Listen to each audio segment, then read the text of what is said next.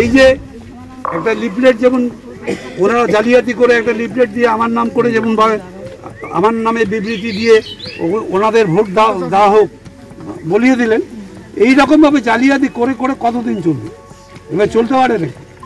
আর ওনারা বলছেন জিতবো জিতবো, আসলে ফ্রাস্ট্রেশন দিয়ে কিন্তু আসে। আমাকে তো বলতে হচ্ছে না, এটা অন্যের নামে লিফলেট দিয়ে আমাকে তো বলতে হচ্ছে না।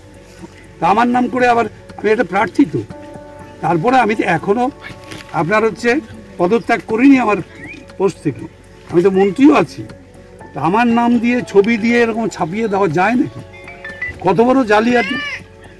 কিন্তু ওদের পার্টির দলের থেকে তো অ্যাকশন নেওয়া উচিত যারা এটা করছে, কারণ এটা অল ইন্ডিয়া দল, তারা শাসন করছে গোটা ইন্ডিয়া।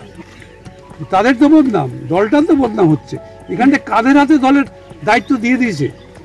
সুকান্ত বাবুদের লোকেরা।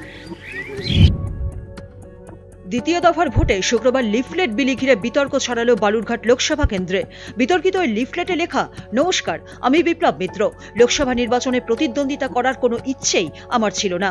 এমনকি লিফলেটে এও লেখা রয়েছে দলের ভেতরে প্রচুর গুপ্ত শত্রুর কথা, যারা তাকে হারানোর চক্রান্ত চালাচ্ছে।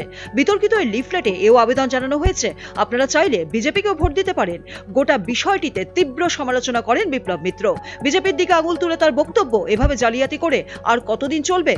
এমনকি শুধু বিপ্লব মিত্রই নয়, শুক্রবার সকালে একই কায়দায় বিজেপি প্রার্থী সুকান্ত মজুমদারের ছবি সহ লিফলেট ঘিরেও বিতর্ক ছড়ায়। বিতর্কিত ওই লিফলেটে লেখা রয়েছে, বিজেপি পরিবারে অভ্যন্তরীণ কলহ স্পষ্ট, আমাদের নেতাদের ইগোটাই বড় হয়ে গিয়েছে, টাকা আটকানো আমার জীবনের এক ঐতিহাসিক ভুল ছিল, এই ভোটে হার আমার দায় না। যদিও এই লিফলেটের সঙ্গে তার কোনো যোগ নেই বলে দাবি করেছেন সুকান্ত মজুমদার। ব্যুরো রিপোর্ট, উত্তরবঙ্গ সংবাদ।